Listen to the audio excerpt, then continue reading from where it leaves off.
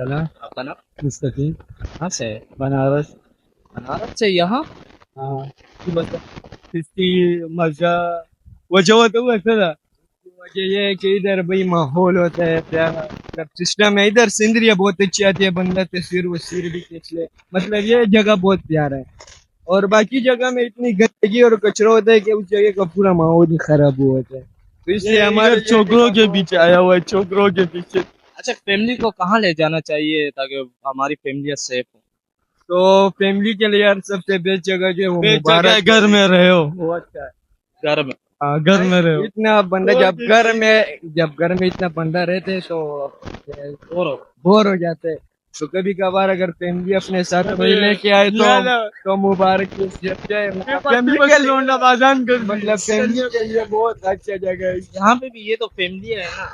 नहीं, इधर भी है गंदगी है, सारे लफंगे आते हैं इधर, सारे ही लफंगे होते हैं। सन फैमिली